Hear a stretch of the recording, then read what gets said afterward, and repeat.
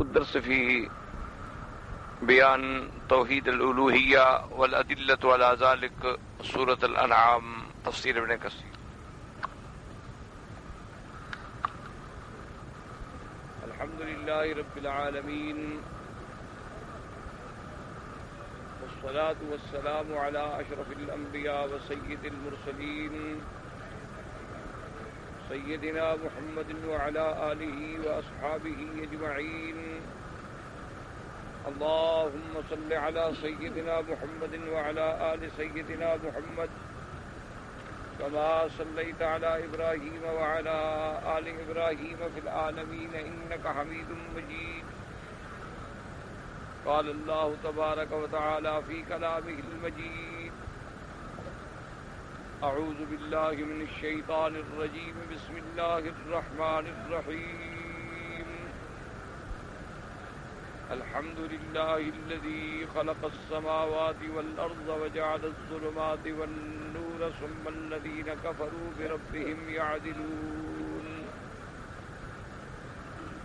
هو الذي خلقكم من طين ثم قضى أجلا وأجل مسمى عنده ثم أنتم تمترون. وهو الله في السماوات وفي الأرض يعلم سركم وجهركم ويعلم ما تكسبون. قال المؤلف والمفسر رحمه الله تعالى: أدام النفع بعلومه وعلومكم في الدارين آمين إلى أن قال: قال الأوفي وإكرمة وعطاء ابن عباس رضي الله تعالى عنه أنزلت سورة الأنعام بمکہ.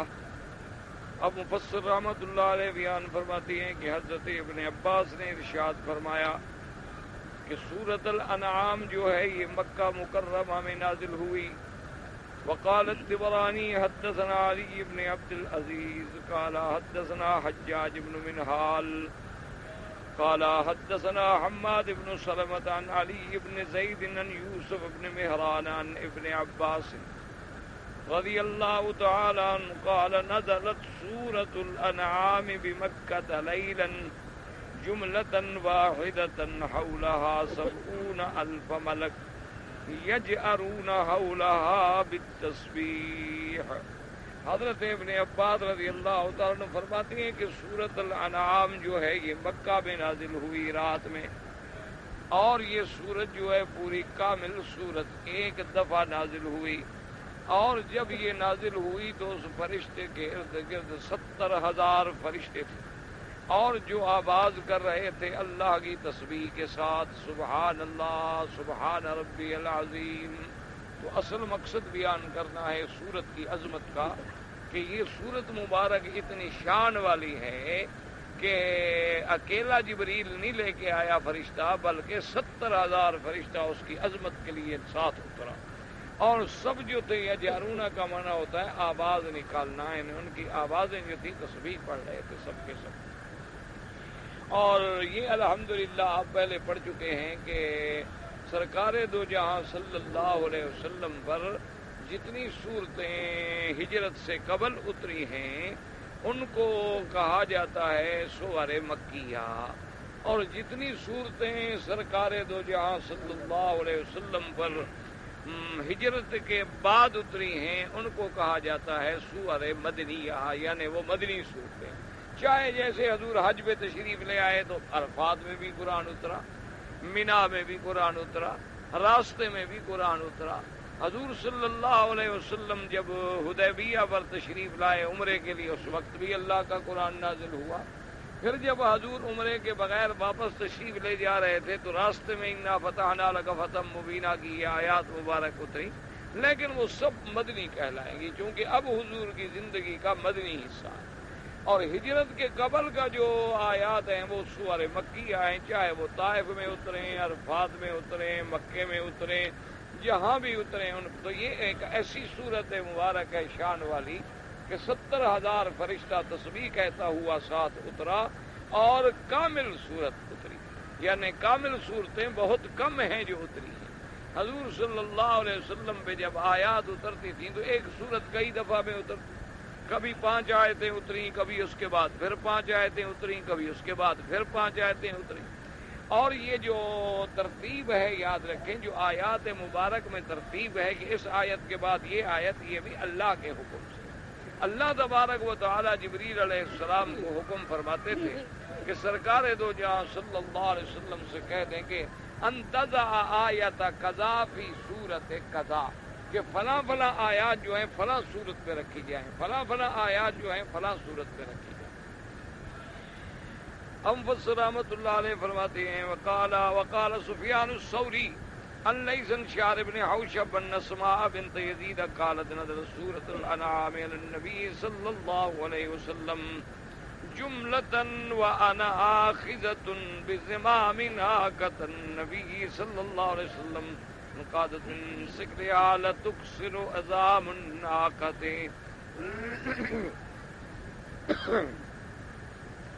اس حدیث مبارک میں ہے، روایت میں ہے کہ بی بی اسماء بنت یزید کہتی ہیں کہ سرکار دو جہاں پر سورۃ الانعام جو ہے وہ پوری کی پوری سورت اتری ہے، اور یہ اس عالم میں اتری کہ میں نے حضور کی اونٹنی کی مہار پکڑی ہوئی تھی اور حضور اونٹنی پہ سوار تھے اور قرآن نازل ہوا، تو اللہ کے قرآن کی عظمت کا جو ثقل تھا اس سے محسوس یہ ہوتا تھا کہ اس کی ٹانگ ٹوٹ جائے گی، یعنی وہ اونٹنی کبھی ٹانگ رکھتی کبھی ٹیڑھا کرتی، تو معلوم یہ ہوتا تھا کہ بھی اس کی اصل یاد رکھیں ہمیشہ کہ ایک ثقل ہوتا ہے ظاہری اور ایک ثقل ہوتا ہے معنوی، ہمیشہ یہ بات یاد رکھیں، کیونکہ جن لوگوں کا اللہ کے قرآن پہ ایمان ہی نہیں ہے تو ان کے لیے یہ چیزیں جو ہیں وہ عجیب، اس کے لیے ایک اعتراض کا محل بن جاتی ہیں کہ جی قرآن شریف اترا تو اس میں کیا بار تھا، اس بوجھ کی کیا وجہ تھی کہ اونٹنی کی گردن جھک جاتی ہے اور اونٹنی کی ٹانگ ٹوٹنے کے قریب ہو جاتی ہے، اور صحابہ کی حضور پاک نے اگر کسی پہ اپنے بدن کی حصہ رکھا ہے تو اس کی ٹانگ، تو کیا ثقل تھا، قرآن ہے لفظ ہیں پڑھ رہے ہیں، بس ثقل کا کیا معنی ہے؟ تو اصل وجہ یہ ہے کہ وہ اس بات کو نہیں سمجھتے۔ ثقل کا معنی یہ ہوتا ہے کہ ایک ثقل ہوتا ہے ظاہری اور ایک ثقل ہوتا ہے معنوی۔ اس کو یوں سمجھیں بطور مثال سمجھنے کے لیے کہ جیسے کوئی بندہ آپ پر احسان کرے، آپ کے ساتھ بھلائی کرے، تو آدمی کہتا ہے کہ جناب آپ کے احسانات کے نیچے میرا سر دبا ہوا ہے، میں تو سر بھی نہیں اٹھا سکتا، آپ کے اتنے احسان ہیں مجھ پر، اتنے احسان ہیں کہ میری گردن بھی نہیں اٹھ سکتی۔ تو اصل کیا ہے، وہ آپ کو احسان سر پہ رکھے تو نہیں ہوتے ہیں نا، لیکن ان احسان کا ایک اثر ہوتا ہے معنوی کہ شریف آدمی محسوس کرتا ہے کہ اب اس بندے کے میرے اوپر اتنے احسان ہیں تو اس کے سامنے میں کیسے سر اٹھاؤں۔ اسی طرح جیسے کہ اپنے شیخ کا، اپنے مرشد کا، اپنے استاذ کا، جن لوگوں کے دل میں صحیح معنی میں ادب ہوتا ہے اور جو صحیح معنی میں طالب العلم اور صحیح معنی میں مرید ہوتے ہیں، تو شیخ کے آنے سے بھی ایسا ایک رعب طاری ہو جاتا ہے کہ سب چپ ہو جاتے ہیں، اور ایسے محسوس ہوتا ہے کہ او جناب، معلوم ہوتا ہے کہ سارے جو پہلے شور کر رہے تھے سب کو سانپ سونگ گیا، بالکل خاموش۔ حالانکہ کوئی استاد نے آ کے کسی کو مارا نہیں، کسی کو ڈانٹا نہیں، کسی کو انہوں نے آ کے کچھ کہا نہیں، صرف ان کے آنے سے مجلس میں ایک رعب پڑ جاتا ہے، ایک ادب قائم ہو جاتا ہے۔ تو یہ مقام ادب ہے، یہ ان کو سمجھ آتا ہے جن کو اللہ نے ادب نصیب فرمایا۔ حضرت عبداللہ ابن مسعود رضی اللہ تعالی عنہ جلیل القدر صحابی ہیں میرے مدنی پاک، اور یہ ان صحابہ میں ہیں جو فقہائے صحابہ، جو بڑے بڑے فقیہ صحابہ ہیں، ان میں سے حضرت عبداللہ ابن مسعود سرکار دو جہاں صلی اللہ علیہ وسلم جمعہ کا خطبہ پڑھا رہے تھے۔ حضرت عبداللہ ابن مسعود رضی اللہ تعالی عنہ کو آنے میں دیر ہو گئی، تو حضرت عبداللہ ابن مسعود اس جگہ پہنچے جہاں لوگوں کے جوتے پڑے ہوئے تھے، یعنی بالکل مسجد کے آخر میں۔ تو سرکار دو جہاں نے خطبے میں ارشاد فرمایا کہ بھی بیٹھ جاؤ، کوئی بات ہوئی تو آپ کے فرمانے مبارک میں یہ الفاظ تھے کہ بھی بیٹھ جاؤ، تو حضرت وہی جوتوں میں بیٹھ، اس کے بعد وہ نہیں اٹھے۔ پھر جب جمعہ ہو گیا، نماز ختم ہو گئی، تو حضور پاک نے خود بلایا، تو آپ نے فرمایا عبداللہ میں نے تمہارا مقصد، میرا یہ مقصد تو نہیں تھا کہ تم بیٹھ جاؤ اور تم وہاں جوتیوں میں بیٹھ گئے۔ تو نے کہا حضور جب میں نے یہ لفظ سن لیا کہ بھئی بیٹھ جاؤ، تو اس کے بعد میری کیا طاقت تھی کہ میں پھر کھڑا ہوتا، چاہے آپ نے کسی اور کو فرمایا ہو لیکن لفظ تو یہی تھا نا۔ تو جب لفظ یہ تھا تو اس کے بعد مجھے ہمت نہیں تھی کہ میں کھڑا ہو سکوں. تو حضور کے فرمان کا اتنا اثر ہوتا تھا، اتنا صحابہ کرام رضوان اللہ تعالی علیہم اجمعین پہ اس کا ادب تھا کہ وہی حضرت بیٹھ گئے اور وہی بات کے نماز میں پھر شریک ہوئے تو حضور پاک نے خود بلا کے وضاحت فرما دی. تو اس لیے ہمیشہ یاد رکھیں کہ ایک چیز کا شکل ہوتا ہے ظاہری اور ایک ہوتا ہے شکل باطنی. تو جب اللہ کا کلام اتر رہا ہو، جب اللہ کا فرمان ہو، اللہ کا کلام ہو، اور وہ کلام جو اللہ نے خود کلام فرمایا، جو اللہ نے خود جبریل پہ پڑھا ہو، اور وہ جبریل آ کے میرے مدنی محمد مصطفیٰ صلی اللہ علیہ وسلم پہ پڑھ رہے ہوں، اور سننے والا بھی وہ پیغمبر ہو جو ادب کا مجسمہ تھا، تو اس پر کیسے اثر ہو. اس لیے اس کا ایک خاص شکل ہوتا تھا. جیسے کہ آتا ہے کہ حضرت اکرمہ آپ جب قرآن پڑھتے تھے تو قرآن پڑھتے پڑھتے چند آیتوں کے بعد بے ہوش ہو جاتے، فرماتے تھے ھذا کلام ربی، ھذا کلام ربی، یہ میرے رب کا کلام ہے اور میں قرآن پڑھ رہا ہوں. اس کا معنی یہ ہے کہ اللہ سے باتیں کر رہا ہوں، تو میں بندہ ہو کر اللہ سے بات کر رہا ہوں. اسی ڈر کے مارے میں بے ہوش ہو جاتا. اب چونکہ ہمارے ہاں یہ ادب بھی نہیں ہے، ہمارے دلوں میں قرآن پاک کا وہ تقدس اور وہ مقام بھی نہیں ہے، اور جن لوگوں کا قرآن پر ایمان ہی نہیں ہے تو ان کے لیے تو یہ مسئلہ سمجھنا ہی مشکل ہے کہ جی قرآن شریف کا کیا بوجھ تھا. قرآن شریف اترتا تھا تو حضور صلی اللہ علیہ وسلم پر ایسے اثرات مبارک کیوں طاری ہو جاتے تھے، ان کے لیے تو بات سمجھنے والی ہے نہیں، کیونکہ اس کا تعلق ہے نور ایمان کے ساتھ. تو جو لوگ نور ایمان کی روشنی سے محروم ہیں تو ان کو قرآن کی برکتیں کیسے نظر آئیں، یا ان کو قرآن پاک کی عظمتیں جو ہیں وہ کیسے نظر آئیں.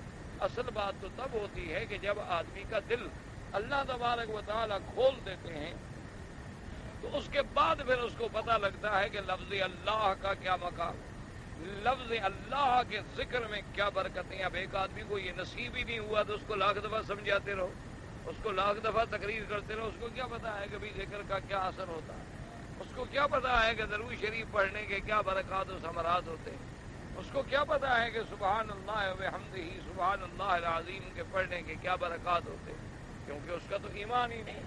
یا اگر ایمان ہے بھی تو اس کو ان چیزوں کا پتہ ہی نہیں، اس کو ان چیزوں کے مفادات کا علم ہی نہیں ہے، تو وہ کیسے محسوس کر سکتا ہے. اس لیے بی بی صاحبہ فرماتی ہے کہ یہ سورت جو ہے اتری تو حضور اس وقت اٹھنے پر سوار تھے.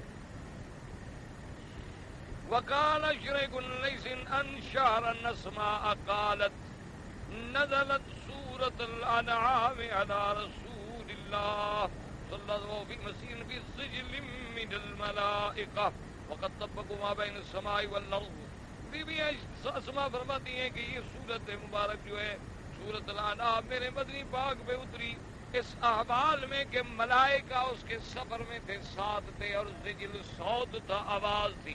وقد طبقوا ما بین السماء والارض، اور وہ آسمان و زمین کے درمیان میں ایسے جماعتیں جماعتیں طبقے بن کے کھڑے تھے. اللہ کا قرآن جب اتر رہا.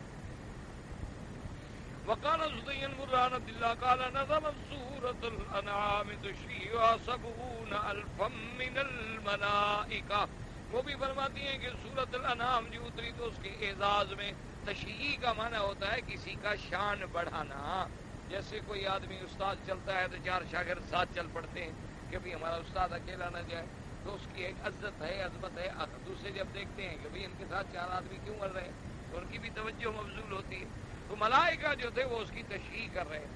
فرمانا ابو بن جن آخر مسعود رضی اللہ تعالیٰ عنہ وقال لكم في مستدركية حدثنا ابو عبد الله محمد بن يعقوب الحافظ وابو الفضل الحسن بن يعقوب العدل قال حدثنا محمد بن الوهاب العبدي قال اخبرنا جابر بن اول قال حدثنا اسماعيل بن الرحمن السدي قال حدثنا محمد بن المنكدر عن جابر رضي الله تعالى عنه قال لما نزلت سورة الانعام سبح رسول الله صلى الله عليه وسلم ثم قال لك الشيعة سنة ما صدت الافق ثم قال صحيح لا شرط مسلم.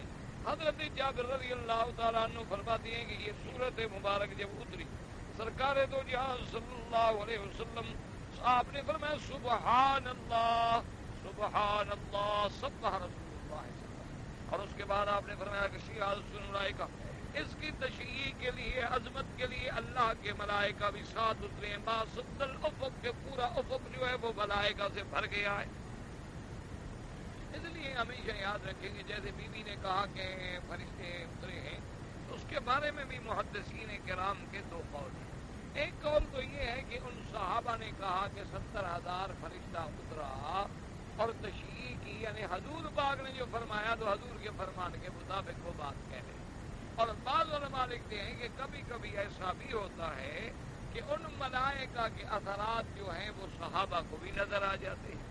اللہ تبارک و تعالیٰ کبھی کبھی وہ چیز صحابہ کو بھی دکھلا دے، کہ جیسے حضور صلی اللہ علیہ وسلم نے غزوہ خندق کے موقع پہ جب ضرب ماری تھی پتھر سے، تو اس سے جو روشنی ہوئی اور جس سے کسرا اور فارس کے محل دکھلائے گئے، تو صحابہ نے کہا کہ رسول اللہ یہ کیا روشنی؟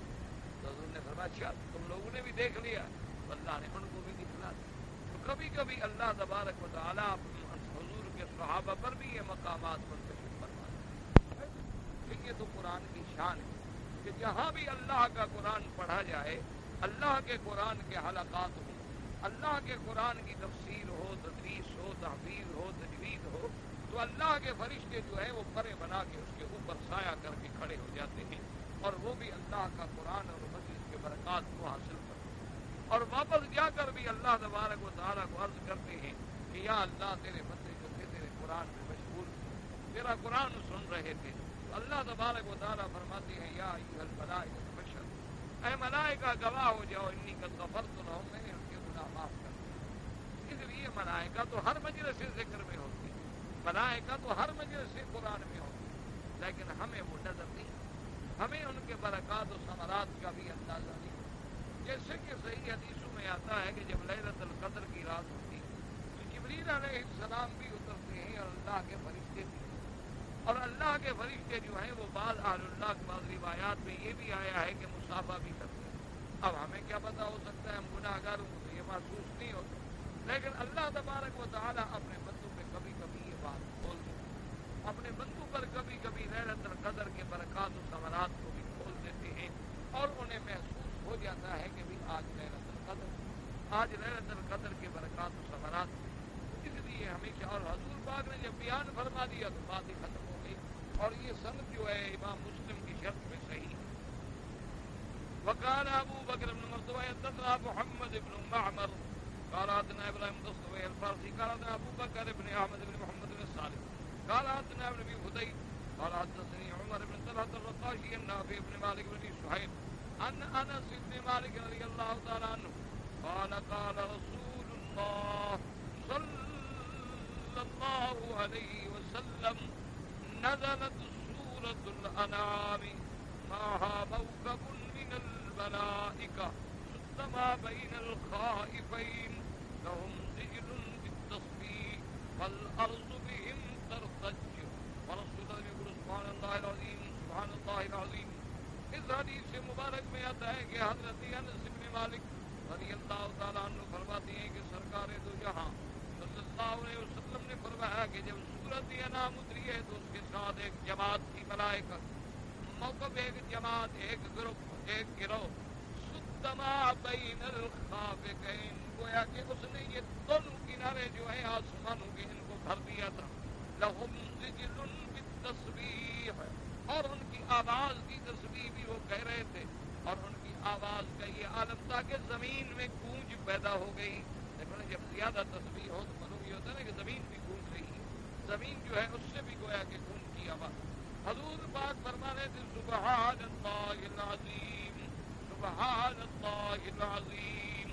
اور ہمارے لکھا ہے کیونکہ یہ سورت مبارک جو ہے اس میں توحید کے سارے اقسام پہ ذکر ہے، اور اس میں سارے دلائل ہیں، مسائل مہمہ کا ذکر ہے، مسئلہ توحید کا ذکر ہے، نبوت اور رسالت کا اس بات ہے، قیامت و معاد کے ابحاث ہیں، کیونکہ تمام مہم مضامین اس کے اندر ہیں، تو اللہ نے اس کو شان کے ساتھ اتارا ہے. روى ابن مردويه الطبراني عن ابراهيم بن نائلة عن اسماعيل بن عمر عن يوسف بن عطية عن ابن عون عن نافع عن ابن عمر رضي الله تعالى عنهما قال قال رسول الله صلى الله عليه وسلم نزلت علي سورة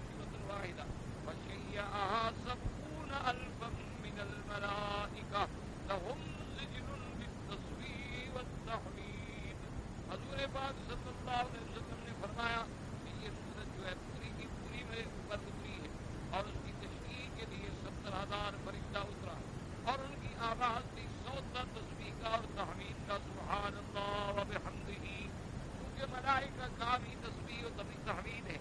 بعض ملائکہ تسبیح میں ہیں، بعض حالت رکوع میں ہیں، بعض حالت سجود میں ہیں، بعض روایات میں ذکر بھی آیا سبوح قدوس ربنا ورب الملائکۃ والروح، اور اسی طرح سبحان اللہ العظیم، اور جب تحمید ہو تو الحمدللہ یا سبحان اللہ وبحمدہ سبحان اللہ العظیم۔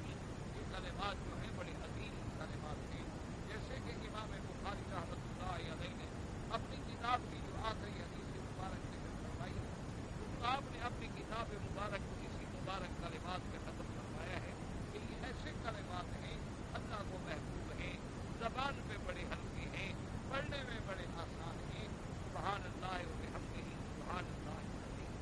اور جب آدمی سبحان اللہ پڑھتا ہے، الحمدللہ پڑھتا ہے، تو گویا کہ جنت کی زمین جو ہے وہ بالکل صاف ہے اور تیار ہے، اور وہاں اللہ اس کے لیے درخت لگا ہے۔ تو اب جتنی اس کی تسبیحات بڑھتی چلی جائیں گی اتنی ہی جنت میں باغ بڑھتے چلے۔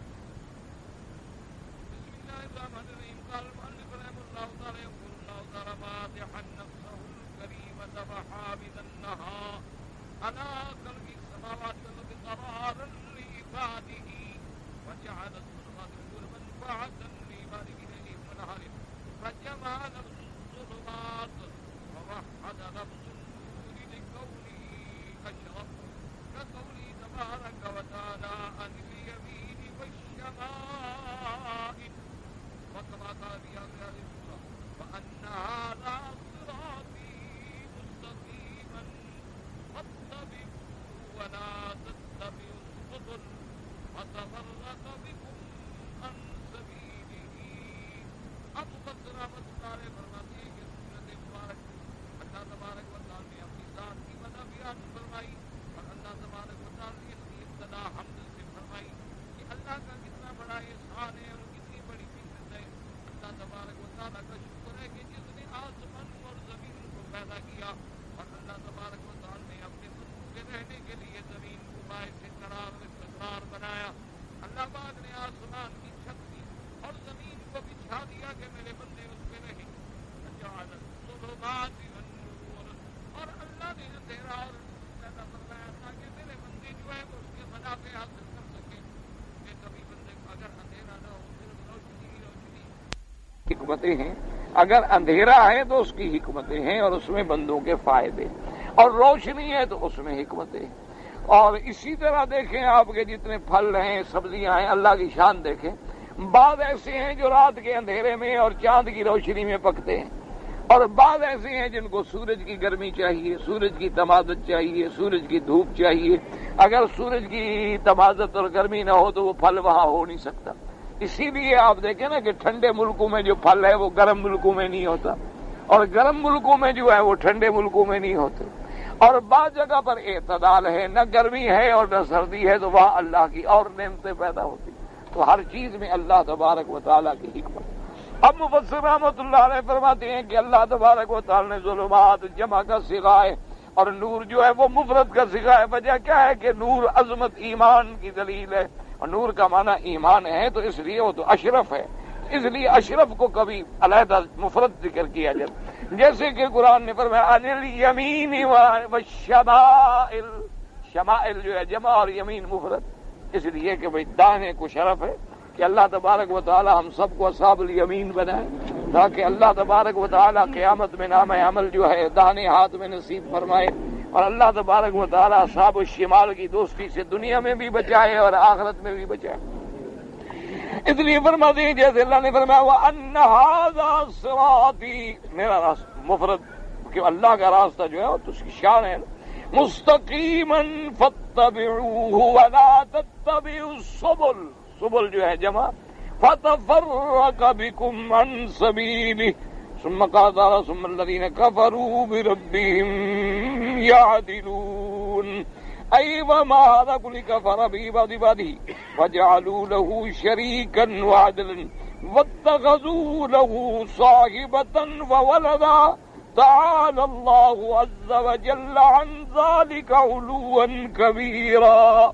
اللہ نے فرمایا کہ سارے دلائل کے بعد، میری اتنی نعمتوں کے بعد، میری اتنی رحمتوں کے بعد، لیکن کافر ایسے بھی ہیں جو میرے شریک بناتے ہیں، اور کافر جو ہیں باوجود اس کے میرے بندے جعلوا لہ شریکا، اللہ کے لیے شریک بناتے ہیں، وعدلا اس کے مماثل الہ بناتے ہیں، واتخذوا لہ صاحبۃ وولدا، اور اس کے لیے نعوذ باللہ کبھی بیوی تجویز کرتے ہیں، کبھی اولاد تجویز کرتے ہیں. اور اس کے بعد اللہ پاک، اللہ کی ذات حالانکہ بلند و بالا ہے، اللہ تبارک و تعالیٰ کی ذات منزہ ہے تمام صفات نقصان سے، کیونکہ یاد رکھیں کہ بیوی ہو یا اولاد ہو یہ بندے کی محتاجی ہے نا جی. اب میں علیحدہ کیسے زندگی گزاروں، بیوی کی ضرورت ہے. اب جب بیوی آ گئی تو پھر بچوں کی ضرورت ہے کہ جی بڑھاپے میں میرا سہارا بنیں گے، میرے کام آئیں گے، میرے لیے خدمت کریں گے. تو اللہ پاک تو منزہ ہے، وہ تو کسی کے محتاج ہے نہیں، ان کو کیا ضرورت ہے؟ جب ساری مخلوق ان کے بندے ہیں، ان کے غلام ہیں، تو انہیں کیا ضرورت ہے؟ تعالی اللہ عن ذلک علوا کبیرا. مقصد یہ ہے کہ جب اللہ نے آسمانوں کو پیدا فرمایا، زمینوں کو پیدا فرمایا، اتنے بڑے دلائل قاہرہ دیکھنے کے بعد، اچھا اب یہ بات یاد رکھیں کہ ہمارا تو ایمان ہے نا جی کہ ہمیں سرکار دو جہاں نے فرمایا. یاد رکھیں اس لیے اللہ نے نبی کیوں بھیجے؟ اللہ نے ہمیں پیدا کیا اپنی عبادت کے. اب دنیا میں ایک عقیدہ ہے جس سے رب راضی ہوتا ہے، ایک عقیدہ ہے جس سے رب ناراض ہو. مثال سمجھیں، آسان میں عرض کر رہا ہوں تاکہ میرے ہر بھائی کو بات سمجھ آ جائے. ایک عمل کرنے سے اللہ راضی ہوتا ہے، ایک عمل کرنے سے اللہ ناراض ہوتا ہے. تو اب ہمیں کیسے پتہ چلتا بھی کون سے عقیدے سے اللہ راضی ہوتا ہے؟ ہمیں کیا پتا کون سا عمل جو ہے اللہ اس سے راضی ہوتا ہے اور کون سا عمل ہے جس سے اللہ ناراض ہوتا ہے؟ اس لیے اللہ نے پھر اپنے رسول بھیجے، اپنے پیغمبر بھیجے کہ جو اس کے بندوں کو اپنے اپنے وقت میں اپنی امتوں کو بتائیں کہ بھائی یہ عقیدہ ہے جس پہ اللہ راضی ہوتا ہے، اور یہ عقیدہ ہے جس سے اللہ ناراض ہوتا ہے. یہ عمل ہے جس سے اللہ راضی ہوتا ہے، یہ عمل ہے جس سے اللہ ناراض ہوتا ہے. اس لیے اللہ نے انبیاء اور رسولوں کو بھیجا. اب چونکہ دنیا ختم ہونے کے قریب آ گئی، قیامت قریب آ رہی ہے، تو اللہ نے اپنا آخری نبی خاتم الانبیاء، امام الانبیاء، سید الانبیاء والمرسلین، سید الاولین والآخرین، سیدنا محمد الرسول اللہ صلی اللہ علیہ وسلم کو بھیجا کہ اب قیامت تک پھر اور کسی پیغمبر کی ضرورت نہیں، کیونکہ اب دنیا کا انتہا ہے، اب دنیا نے ختم ہونا ہے. حضور نے فرمایا بعثت انا والساعۃ کہاتین. حضور نے فرمایا کہ میں اور قیامت ایسی ہیں جیسے انگلیاں ملی ہوئی ہیں، یعنی کوئی بات، یعنی میرے بعد قیامت ہے، میرے بعد اور کوئی نبی نہیں آئے گا اور کوئی پیغمبر نہیں آئے گا. تو اللہ پاک نے ایک جامع دین بھیج دیا، جامع شریعت بھیج دی کہ قیامت تک کے لیے وہ بندوں کے لیے باعث ہدایت ہے، صراط مستقیم ہے.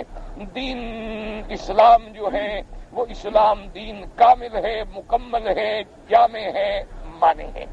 تو اس لیے ہمارے لیے تو یہ بات سمجھ لینا جن کو اللہ نے ایمان کی دولت سے نوازا ہے الحمدللہ آسان ہے، کیونکہ قرآن کہتا ہے کہ آسمان و زمینوں کے پیدا کرنے والا کون ہے؟ خدا. اچھا اگر ایک آدمی کافر ہے، داریہ ہے، بالکل خدا کو نہیں مانتا، وہ کہتے ہیں نہیں جی نہیں خدا نے پیدا نہیں کیا. چلو اللہ نے خدا نے پیدا نہیں کیا تو کس نے پیدا کیا؟ تم بتا دو. دیکھو نا، ایک آدمی دعویٰ کرتا ہے کہ جی یہ زمین خدا نے پیدا نہیں کی، پھر کس نے بنائی؟ چلو وہ شخصیت، وہ ذات ہمیں تم ڈھونڈ کے بتا دو. اور جی خود بخود پیدا ہو گئی ہے تو کوئی بات نہیں.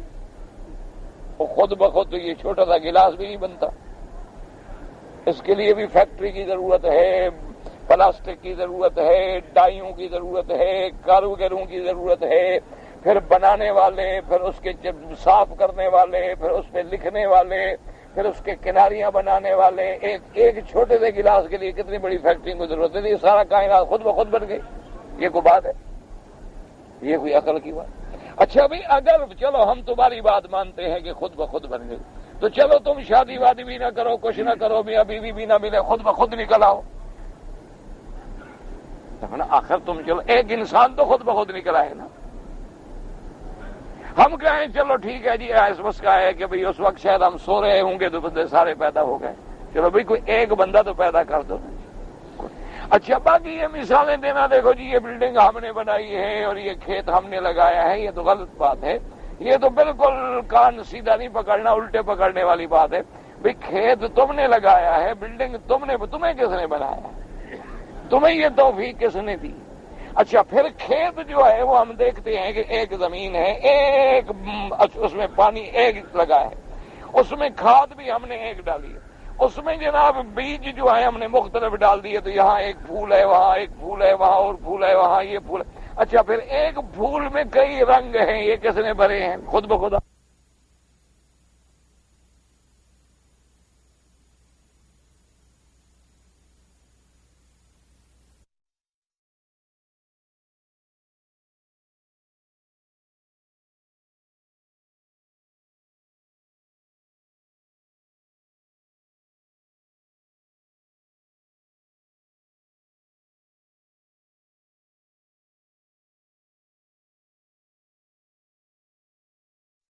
وہ خدا کے وجود کا انکار کرتا ہے تو اس کا نتیجہ یہ ہوتا ہے کہ وہ بھٹک جاتا ہے، پھر وہ بھٹکتا رہتا ہے۔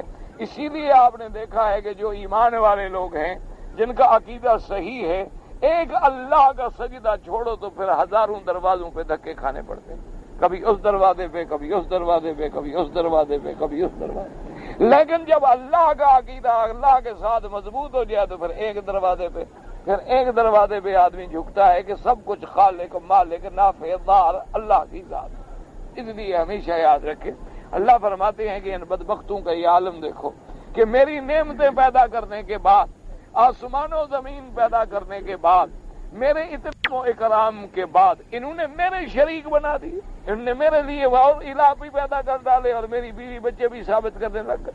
اللہ عن ذلک وقوله تبارك وتعالى هو الذي خلقكم من اباهم آدم علیہ السلام الذي هو اسرم من خلقكم في المشارق والمغارب۔ اب اللہ تبارک و تعالی نے پہلے عالم اکبر کا ذکر فرمایا، اب عالم اصغر کا ذکر فرماتے ہیں۔ فرمایا وہ ذات پاک جس نے تم سب کو پیدا کیا مٹی سے، هو الذي خلقكم من طين، مٹی سے پیدا کیا۔ کیا معنی؟ یعنی تمہارے ابا آدم علیہ السلام کو، کیونکہ آدم علیہ السلام کو اللہ نے مٹی سے پیدا فرمایا۔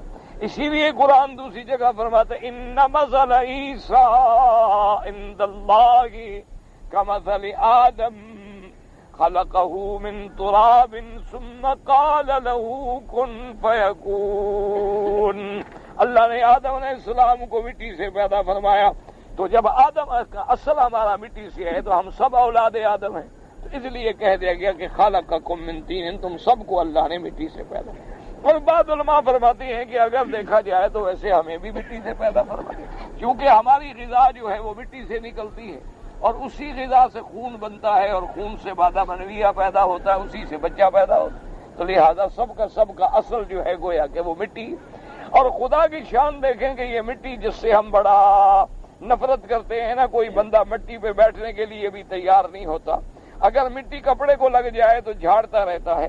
اگر دیکھو تو یہ اتنی بڑی اثر ہے کہ منہا خلقناکم وفیہا نعیدکم ومنہا نخرجکم تارۃ اخری۔ اللہ فرماتے ہیں ہم نے اسی مٹی سے تمہیں پیدا کیا ہے اور پھر اسی مٹی میں تمہیں لوٹانا ہے اور پھر بھی اسی مٹی سے تمہیں ہم نے کھڑا کرنا ہے۔ تو یہ تو ہمارا اصل ہے، لیکن آدمی دیکھیں کتنا متکبر ہو جاتا ہے، جب اللہ اس کو عقل دیتا ہے، دولت دیتا ہے، تو مٹی پہ بیٹھنے سے بھی گھبراتا ہے، مٹی پہ سونے سے بھی گھبراتا ہے۔ کوئی پلنگ بناتے ہیں، کوئی جھولے بناتے ہیں کہ جی اوپر سوئیں، ہم نیچے کیسے سوئیں، گدے بچھاتے ہیں، قالینیں بچھاتے ہیں، کپڑے بچھاتے ہیں، جی مٹی پہ کیسے سوئیں۔ تو یہ اللہ کے انعام و اکرام ہے، لیکن پھر اس کی ذات کا انکار تو نہ ہو۔ یہ پیدائش کا ذکر کیا اور فرمایا ثم قضى اجلا واجل مسمى عنده، پھر اللہ نے سب کا وقت مقرر کر دیا موت کا۔ یہ بھی اللہ کی شان ہے، موت نہ آنی ہوتی تو پتہ نہیں ہم کیا کرتے۔ اور پھر تو ہر بندہ فرعون بن جاتا ہے، اللہ معاف فرمائے، الا قلیل، مگر وہ جن کو اللہ نے ایمان دیا. یہ تو موت کا ڈنڈا ہے جو آدمی کو پھر ٹھیک کر دیتا ہے. ذرا اکڑ پھونگ آئے نا تو پھر یاد آئے تو پھر ذرا آدمی کو جھرجھری تو آ جاتی ہے نا کہ ہاں میں نے بھی مرنا ہے. اور یہ گرمی جس میں ایئر کنڈیشن کے بغیر ایک منٹ نہیں بیٹھتا تو نیچے قبر میں بھی اگلے دبا کے آ جائیں اور اوپر مٹی بھی ڈال کے آ جائیں گے. اور جو جتنا زیادہ خیر خواہ ہوگا وہ سب سے پہلے وہی مٹی ڈالے گا. جو سب سے زیادہ غریبی ہوگا کہیں گے یار بیٹا ہے اس کو کہو نا پہلے مٹی ڈالے.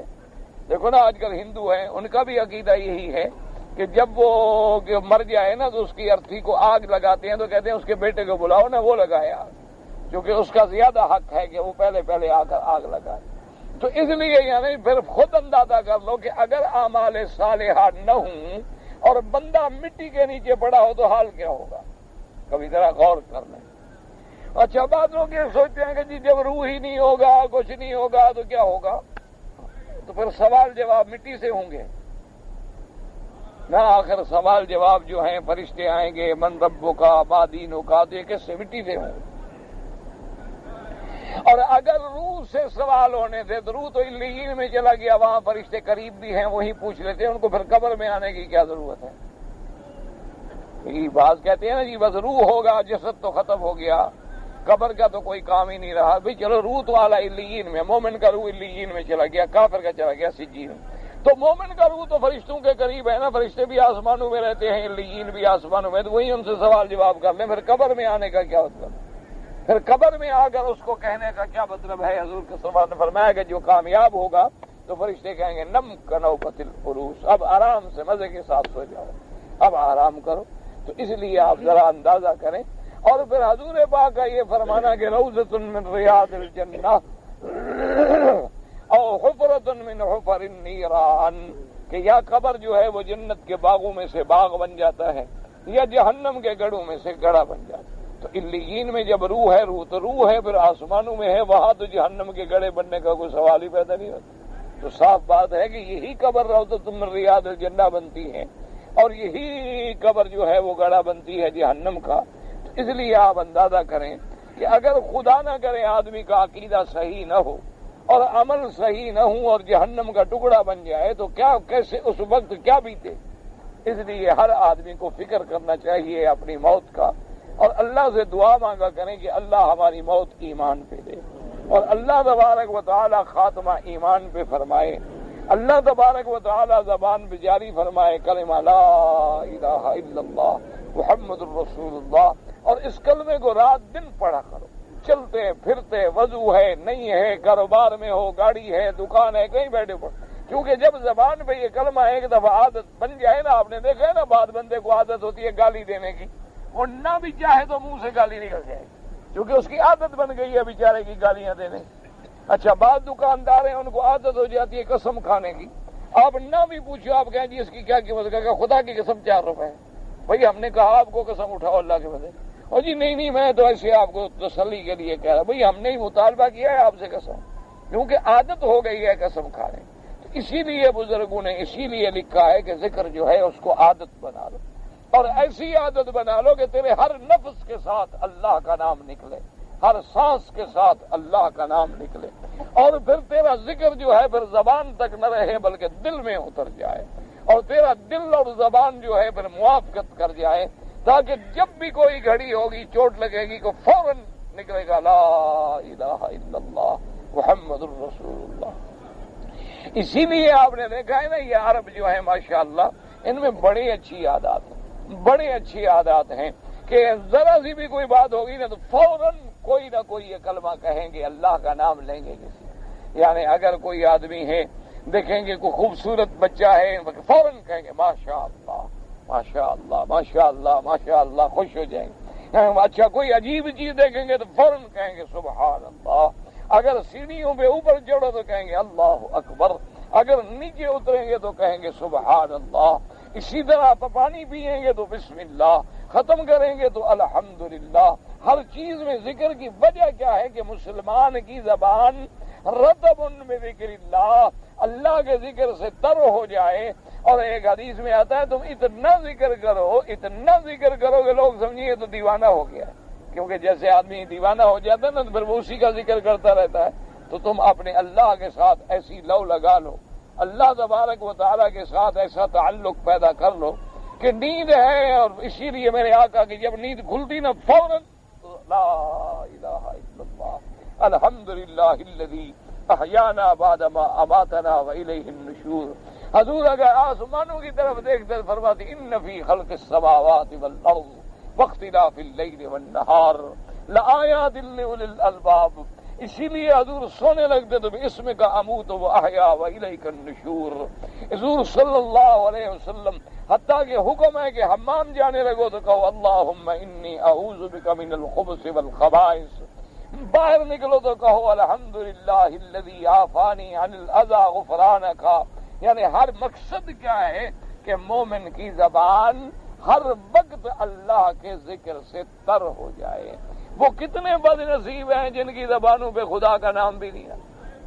وہ کتنے گھرانے بد نصیب ہیں جن کے گھروں میں نہ اذان ہے، نہ اقامت ہے، نہ تکبیر ہے، نہ تلاوت قرآن ہے، نہ نماز ہے، نہ اللہ کا ذکر ہے. بس ہر وقت جناب یا ڈش چل رہا ہے، یا فلمیں چل رہی ہیں، یا گانے چل رہے ہیں، یا آپس میں بیٹھے ہوئے گپے ہانک رہے ہیں، اور اس کے بعد یا پھر بے پڑے ہوئے ہیں کھا کے جیسے جانور کھا کے پڑ جاتا. اللہ تبارک و تعالی اسی لیے آتا ہے کہ تو وہ گھر جن میں اللہ کا ذکر نہ ہو گیا وہ تو قبریں خالی ہو گئے، وہ تو برباد ہیں. وہ اللہ ہر گھر کی آبادی جو ہے وہ اللہ کے ذکر کے ساتھ. اسی لیے جو اللہ والے لوگ ہیں نا جی پھر وہ مشق کرواتے ہیں ذکر کی، وہ سکھلاتے ہیں. یہ نہیں ہوتا کہ وہ کلمے کو ٹکڑے کرتے ہیں. مانا یہ ہوتا ہے کہ جیسے تم بچے کو پڑھاتے ہو تو اس کو ایک ایک لفظ پڑھاتے ہو نا. اب اس کا مطلب دیکھیں نا، ایک بچے کو پڑھائیں آپ بسم اللہ الرحمن الرحیم، کیسے پڑھائیں گے آپ؟ اب وہ غریب بچہ ہے وہ تھوڑی پڑھ لے گا بسم اللہ الرحمن الرحیم. آپ اس کو کہیں گے ایسا ایسا بس، وہ کہے گا بس. پھر کہیں گے ملہ ہے، پھر کہیں گے ملہ ہے، الرحمن الرحمن الرحیم جب یاد ہو جائے گا بسم اللہ الرحمن الرحیم. اب یہ تھوڑا کہ تم بسم اللہ کو کاٹ رہے ہو. اس لیے بعض لوگوں کو بڑا مغالطہ ہوتا ہے کہ جی حدیث مبارک میں تو پورا ذکر ہے اور یہ کاٹتے ہیں اور یہ کہتے ہیں. یہ بات نہیں ہوتی. مقصد یہ ہوتا ہے کہ مقتدی کو ذکر کے ایک ایک لفظ کو ایسا یاد کرا دو کہ پھر اس کے دل و دماغ میں وہ کلمات اتر جائیں، اس کے دل میں اور اس کے سانس میں رچ جائیں کہ جب بھی گویا وہ سانس بھی نکالے تو اللہ کا نام نکلے. تو یہ اللہ تبارک و تعالی بہرحال یہ وہ باتیں ہیں جو سمجھنے کے ساتھ تعلق رکھتی ہیں. اور اللہ پاک ہم سب کو اپنے ذکر سے نوازے اور اپنے ذکر. اور دیکھو نا خدا کہتا ہے یا ایھا الذین آمنوا اذکروا اللہ ذکرا کثیرا. اور کہیں فرماتے ہیں فاذکرونی اذکرکم. او میرے بندے تم مجھے یاد کرو میں تمہیں یاد کروں گا. اور حدیث میں آتا ہے اللہ فرماتے ہیں کہ میرا بندہ مجھے اگر اکیلا یاد کرے تو میں بھی یاد کروں. اگر میرا بندہ جماعت میں یاد کرے تو میں بھی اس کو ملائکہ کی جماعت میں یاد کروں. تو یہ اللہ تبارک. تو اب اس لیے بعض علماء جماعت میں بیٹھتے ہیں پھر ذکر تاکہ اللہ بھی ہمیں ملائکہ کی جماعت میں ذکر کرے. تو اس لیے ہمیشہ یاد رکھیں کہ اللہ تبارک و تعالیٰ کا ذکر جو ہے، اور خاص طور پہ افضل الذکر لا الہ الا اللہ محمد الرسول اللہ، یہ افضل الذکر ہے. تو یہ اپنی زبانوں پہ یاد رکھیں تاکہ اگر کہیں چوٹ لگے، کہیں گاڑی ہے کہ اس لیے ہمیشہ آپ دیکھیں اللہ کی شان ہے جن کی زبان پہ ہوتا ہے نا ذرا گاڑی کو دھکا لگے تو فوراً نکلے سبحان اللہ، فوراً نکلے گا لا الہ الا اللہ. کیوں؟ بندے کا پتہ تو ہے نہیں نا. بندے کا کیا پتہ ہے کس وقت یہ روح نکل جانی ہے، کس وقت یہ نفس چلا جانا ہے. وہ اگر ہمارے دلوں میں ہمارے زبانوں پر اللہ کا ذکر ہوگا تو اللہ تبارک و تعالی انشاءاللہ آخری وقت میں بھی زبان سے. اسی لیے میں نے آپ کو عرض کیا تھا نا قاضی احسان احمد شیریں آبادی رحمت اللہ علیہ بہت بڑے عالم تھے، بہت بڑے خطیب تھے، بہت بڑے مجاہد تھے جنہوں نے قادیانیت کے خلاف اپنی پوری زندگی جہاد فرمایا. تو وہ فرمایا کرتے تھے کہ میں چھوٹا بچہ تھا تو میں جب گھر میں آتا تو ماں کہتی بیٹا پڑھو لا الہ الا اللہ. اچھا سونے لگتا پڑھو لا الہ الا اللہ. اٹھتا تو کہتی بیٹا پڑھو لا الہ الا اللہ. تو آخر جب میں تھوڑا تھوڑا بڑا ہوتا جا رہا تھا تو کچھ چھوٹا تو میں کبھی کبھی آ کے ماں سے لڑتا. میں کہتا ماں ہر وقت لا الہ الا اللہ، میں کوئی کافر ہوں؟ میں تو مسلمان بچہ ہوں، ہر وقت مجھے کلمہ پڑھنا. سے کہا بیٹا ایسی بات نہیں، میں اس لیے چاہتی ہوں کہ تیری زبان پہ یہ کلمہ آ جائے، جب موت کا مشکل وقت آئے تو پھر بھی زبان پہ یہی ہو لا الہ الا اللہ، اور من کان آخر کلامہ لا الہ الا اللہ دخل الجنہ، کہ جس کا آخر کلام یعنی آخری وقت میں جس کی زبان سے یہ نکلا اور موت آ گئی تو سمجھو اللہ کی رحمت سے جنت میں چلا گیا۔ کیونکہ موت اگر اللہ کی توحید پہ آ جائے، موت اگر عقیدہ صحیح پہ آ جائے، موت اگر کلمہ شہادت پہ آ جائے تو پھر اس کا مطلب یہ ہوتا ہے کہ اگلی منزل جو ہے وہ بھی آسان ہو گئی۔ اللہ تبارک و تعالی سے دعا کریں اللہ ہر مسلمان کو حسن ختام نصیب فرمائے، اللہ تبارک و تعالی ہم سب کا خاتمہ بالخیر فرمائے۔ بعض لوگ ہوتے ہیں نصیب والے جناب، الٹا بلا بلا کے کہہ رہے ہوتے ہیں بھی گواہ ہو جاؤ میں کلمہ پڑھ رہا ہوں، یعنی اللہ کی شان ہے جن کو اللہ توفیق عطا فرما دے۔ اس لیے فرمایا والذی خلقکم من طین ثم قضى اجلا واجل مسمى عنده خلقکم من طین یعنی اباہم آدم، آپ کے ابا آدم جو ہے اللہ نے ان کو مٹی سے پیدا فرمایا، وہو الذی هو اصل چونکہ اصل سب کا آدم ہے، ومنه خرجوا فانتشروا في المشارق والمغارب، سب آدم علیہ السلام کی اولاد ہیں، پھر اللہ نے ان کو مشارق و مغارب میں پھیلا دیا۔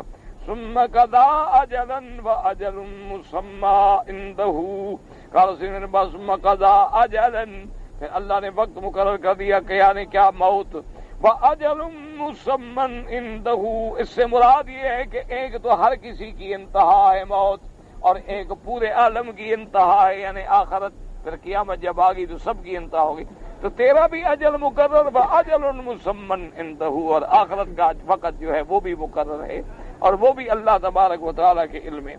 وہكذا روان مجاہد وإكرمة وسعید بن جبیر والحسن وقتادة والزاق والسنطية وسلم وغيرهم، وقول الحسن في ثم قضى أجلا وهو ما بين أن يغلق لا يموت وأجل مسمى عنده وهو ما بين أن يموت إلى أن يبعث، وجمع تقدم وہ فرماتے تھے کہ اجلن ثم قضا، اجلن کا کیا بنا یعنی پیدائش سے لے کر موت تک، واجل مسمى عنده، موت سے لے کر قبر سے اٹھنے تک سب وقت مقرر ہے، لیکن بات وہی ہے، یعنی پہلے کا تعلق جو ہے وہ انتہا ہے انسان کی، اور دوسری لفظ آیت کا تعلق جو ہے وہ انتہا ہے پوری مخلوقات کی۔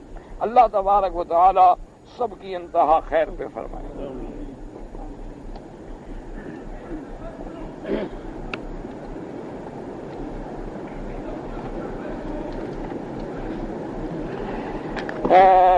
میں 15 سال سے شادی شدہ ہوں، اولاد سے محروم ہونے کی وجہ سے میں نے دوسری دفعہ نکاح کرایا، نکاح ہو گیا ہے لیکن رخصتی نہیں ہوئی اور میری چھٹی ختم ہونی ہے، ہوئی، حرم میں کام کرتا ہوں، گھر والے ناراض ہیں کہ آ جاؤ، میں چاہتا ہوں کہ کچھ یہاں رہوں، تو اب میں کیا کروں؟ تو یہ کوئی مسئلہ تو میرا بھائی ہے نہیں جو میں بتاؤں، تو پہلے اولاد بھی نہیں ہوئی، دوسری شادی کر کے بھی ڈر رہے ہو جانے سے، تو مسئلہ تو صاف واضح ہے، پہلے علاج کراؤ، میرا مشورہ یہ ہے کہ علاج کراؤ، کیونکہ تم اگر ٹھیک ہوتے تو کوئی شادی سے بلا صبر کرتا ہے، تم تو چھٹی نہ بھی ہوتی تو رستے توڑوا کے بھاگ جاتے نا، تم نکاح ہو گیا ہے، گھر والے انتظار کر رہے ہیں، تم اگر یہاں رہنا چاہتے ہو تو کوئی مسئلہ تو ہے نا ٹیڑھا، علاج کرواؤ، اور کوئی مسئلہ مولوی کے پاس نہیں، تمہارا مسئلہ حکیم اور ڈاکٹر کے پاس، ہسپتال میں جا کے علاج کراؤ اور پھر اس کے بعد عمل کرو۔ سونے کا دانت لگوایا جائے جائز ہے، اگر اس دانت نکل جائے سونے کا لگا لیں جائز ہے، اچھا یہ خراب ہے اوپر سونے کا خول بھی چڑھوا لیں وہ بھی جائز ہے۔ اس کی وجہ یہ ہے کہ سرکار دو جہاں صلی اللہ علیہ وسلم سے ایک صحابی نے پوچھا تھا، جنگ میں تلوار لگی، بیچاروں کا ناک کٹی، تو انہوں نے چاندی کا پترا یہاں رکھا، اس زمانے میں کوئی سرجری اتنی ایڈوانس تو تھی نہیں کہ وہ بنا کے لگا دیتے، تو چاندی کا پترا یہاں رکھ دیا گیا، چلو بھی عیب چھپا رہے، لیکن اس میں بدبو ہو گئی، تو پھر اس نے عرض کیا کہ یا رسول اللہ صلی اللہ علیہ وسلم مجھے یہ بتایا گیا ہے کہ چاندی کے بجائے اگر میں سونے کا پترا رکھ لوں تو اس میں سونے میں بدبو نہیں پیدا ہوتی، تو آپ نے فرمایا کہ رکھ لو، تو حضور نے اجازت دی۔ اس لیے فقہاء اور محدثین نے یہ استدلال کیا ہے کہ اگر کوئی آدمی دانت نہیں ہے، پورا دانت ہی اور لگانا ہے، یا اس کا دانت ہے لیکن خراب ہے اور اس کے لیے خول چڑھانا ہے تو جائز ہے، کوئی منع نہیں ہے۔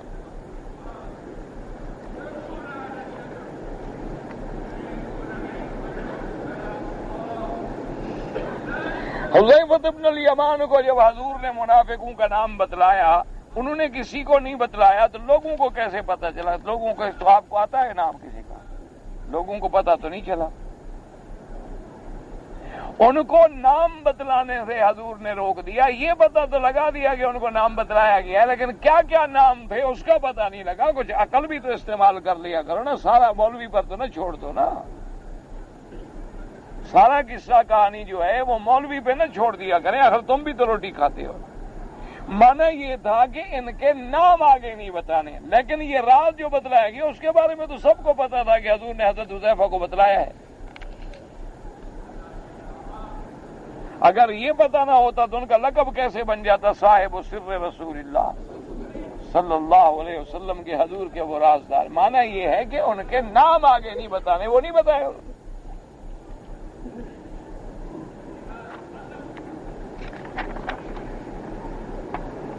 مجھے خواب کا کوئی پتہ نہیں لگتا، کوئی پیر وغیرہ ڈھونڈو جو آپ کو خواب شاہ بتائے گا۔ جو لوگ شادی کر کے ماں باپ کو چھوڑ دیتے ہیں یہ ان کی بدقسمتی ہے کہ جن سے پیدا ہوئے، لیکن ایک بات یاد رکھیں، یہ بعض عورتیں کوشش کرتی ہیں کہ یہ ماں باپ سے علیحدہ ہو جائے تاکہ پیسہ مجھے ملے، دولت مجھے ملے، ماں باپ کو نہ بھیجے۔ لیکن ان کو خیال رکھنا چاہیے کہ جن کے نطفے سے پیدا ہوا، جس کے پیٹ میں رہا ہے، اس کو چھوڑ گیا ہے تو تم کو اوپر سے اتری ہو، انشاءاللہ تمہیں بھی چھوڑ کے جائے گا۔ فکر نہ کرو، انتظار کرو، وقت کا انتظار کرو۔ بس یہ ہو سکتا ہے کہ 2 4 5 سال زیادہ لگ جائیں، لیکن ایک دن آئے گا تمہیں بھی چھوڑے گا۔ جو بندہ اپنے ماں باپ کو چھوڑ سکتا ہے تو اس کے لیے پھر عورت کو چھوڑنے کی کیا بات ہے؟ وہ تو عورت تو غیر ہے، ماں باپ کے تو پیٹ سے نکلا ہے، وہ ان کو چھوڑ رہا ہے۔ اور یاد رکھیں جو لوگ اپنے والدین کو اپنی بیویوں کی وجہ سے چھوڑتے اور ناراض ہوتے ہیں تو اللہ بھی اپنی رحمت سے ان کو چھوڑ دیتے، پھر ان کا خاتمہ خیر پہ نہیں ہوتا۔ دنیا تو کافر کی بھی اچھی گزر جاتی ہے، لوگ کہتے ہیں وہ جی بڑے مزے میں ہے، مزے میں تو کافر بھی ہے۔ اور دنیا کا کیا ہے اللہ کے بندے، دنیا تو کافر یہودی بھی مزے کر رہے ہیں، پیسہ بھی ہے، طاقت بھی ہے، سب کچھ ہے۔ اصل بات تو اگلے جہان کی ہے کہ اللہ ہمارا وہ خیر کر دے۔ ہاں، سورۃ النبی بھی آیا، سورۃ محمد صلی اللہ علیہ وسلم، اس کا نام سورۃ النبی بھی کا ہے۔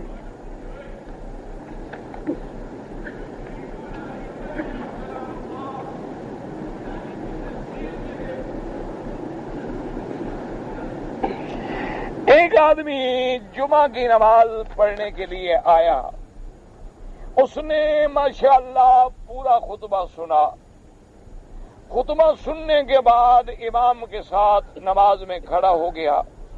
ایک رکعت کے بعد اس کا وضو ٹوٹ گیا، تو لازمی بات ہے کہ وہ نماز توڑ کے چلا گیا۔ جب وضو کر کے واپس ہے، نماز ہو گئی، صاف بات ہے اب اکیلا ظہر پڑے گا، اب جمعہ تھوڑا پڑے گا، تو جمعہ تو مکمل نہیں ہوا نا، اس کی رکعت نہیں رہی، تو چلا گیا۔ رکعت تب شمار ہوتی ہے کہ جس کو رکعت مل جائے گویا جماعت مل گئی۔ کیا مانا کہ مثلا 4 رکعتیں عشاء کی، ہم آخری رکعت میں آگے مل گئے، ہمیں 1 رکعت مل گئی تو گویا ہمیں پوری جماعت کا ثواب مل گیا۔ وہ تو ہم نے پڑھنی ہی 2 رکعتیں تھیں، 1 رکعت پڑھ کے ہم نے توڑ دی، تو ہم نماز سے نکل گئے، وہ تو ہماری رکعت رہی نہیں نا، اس کو کیسے شمار کریں؟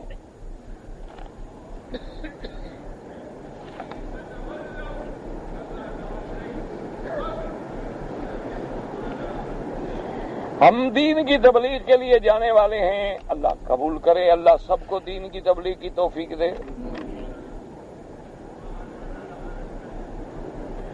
جو بھی امام ہو، چاہے مسجد کا ہو یا کوئی ہو، مرنے کے بعد سوال جواب سب سے ہوگا۔ باقی حساب کتاب کا معاملہ ہے وہ اللہ کے ہاتھ میں، اللہ چاہے تو بغیر حساب کے بخش دیں، اللہ چاہے تو حساب لیں، ان کی مرضی ہے۔ ابھی تم پڑھ رہے ہو 4 دن سے سبق کہ اللہ نبی سے پوچھ رہے ہیں کہ انت قلت للناس، تو کسی امام کا درجہ نبی سے تو بڑا نہیں ہوتا۔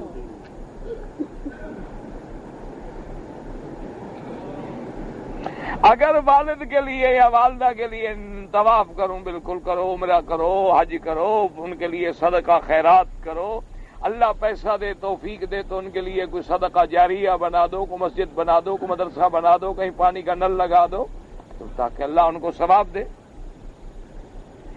اگر ہم زمزم سے چائے بنائیں کوئی حرج نہیں۔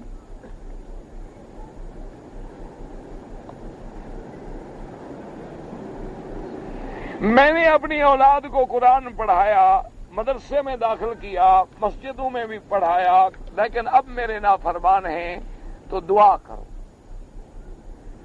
یہ ضروری نہیں ہوتا میرے بھائی کہ مسجد میں پڑھنے والے فرما برداری اللہ کے ہاتھ میں ہے، یہ اس کا نظام ہے۔ اللہ کا پیغمبر ہے نوح علیہ السلام، ان کا بیٹا کافر ہو گیا، نبی نے کوئی کمی کی ہوگی؟ یا کون دنیا میں والدین ہیں جو چاہتے ہیں کہ ہماری اولاد گندی ہو جائے، نافرمان ہو جائے، بے حیا ہو جائے؟ کوئی چاہتا ہے؟ تو بہرحال علاج یہ ہے کہ والدین دعا نہ چھوڑیں اولاد کو، کہ والدین کی دعا سے کوئی بڑی نعمت نہیں ہے اولاد کے لیے۔ دعا مانگتے رہیں اور اللہ پاک ان کو ہدایت دیں گے۔ دعا کبھی خالی نہیں جاتی، تھوڑا یقین کیا کرو، دیر لگ جاتا ہے، کبھی کوئی رکاوٹ آ جاتی ہے۔ جب دعا مانگو تو کامل یقین کے ساتھ، جتنا یقین پختہ ہوگا اتنی دعا جلدی منظور ہوگی۔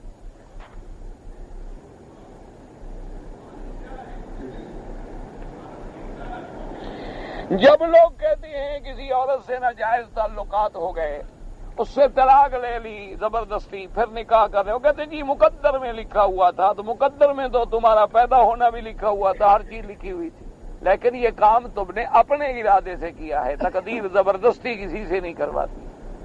اگر زبردستی کروائے تو اللہ صاحب کو مسلمان نہ کر دیتے، اپنے مخالف کیوں بناتے؟ یعنی اگر زبردستی کرنا چاہے تقدیر، ہر فیصلہ تقدیر زبردست، تقدیر کا معنی یہ نہیں ہوتا۔ تقدیر کا معنی یہ ہے کہ اللہ کے علم میں تھا کہ تم بڑے ہو کے یہ کرو گے، وہ لکھ دیا انہوں نے۔ یہ نہیں کہ انہوں نے تمہیں مجبور کیا ہے کہ کرو، اللہ نے تو تمہیں اختیار دیا ہے۔ فمن شاء منکم فلیؤمن ومن شاء فلیکفر، جو چاہے ایمان پہ آئے، جو چاہے کفر کرے، اللہ کو کیا ہے؟ یہ جو کچھ کرتے ہو تم اپنے اختیار سے کرتے ہو۔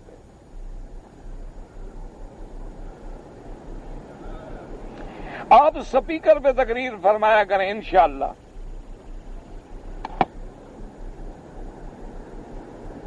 سائنس کو ماننے والے لوگ کہتے ہیں کہ چاند سورج جو ہے اپنی جگہ پہ قائم ہے اور زمین آسمان اس کے گرد چکر لگاتے ہیں۔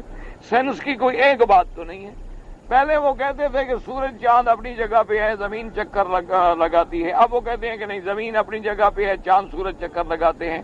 ایک تیسرا قول ہے، وہ کہتے ہیں دونوں چکر لگاتے ہیں۔ تو سائنس کا کوئی کلمہ پڑھا ہے ہم نے؟ اچھا، قرآن ہمیں مجبور نہیں کرتا کہ ہم کیا رہیں، قرآن نے ذکر فرمایا، بس یہ معاملات اللہ نے ہمارے ذمے ہی نہیں لگائے۔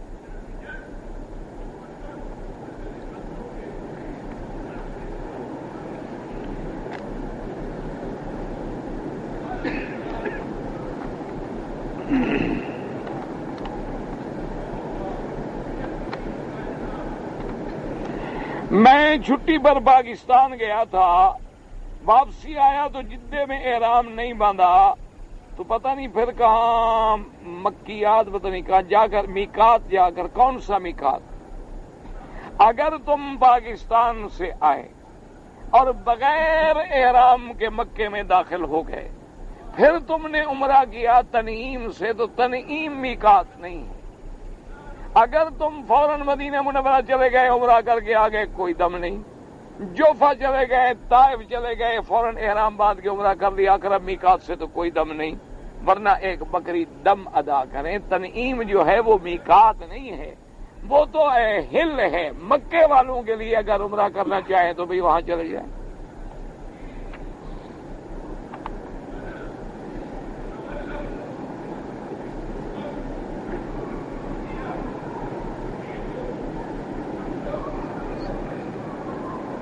جو رقم آپ نے والدین کو خرچ کے لیے دے دی اس پہ کوئی زکوٰۃ نہیں، جو آپ نے اپنی بیوی کو دے دی اس پہ بھی کوئی زکوٰۃ نہیں، جو آپ نے قرض ادا کرنے کے لیے دے دی اس پہ بھی کوئی زکوٰۃ نہیں، جو تمہارے اکاؤنٹ میں خالص نفع ہے اس پہ 2.5% زکوٰۃ۔ خرچ پر تو زکات نہیں ہوتی نا. بیوی بچوں کو خرچ دے دیا زکات کیا مطلب؟ وہ تو ہم نے سارے ان کو دے دیے, زکات کا کیا ہوا؟ والد والد والد والد والد والد والد والد والد والد والد والد والد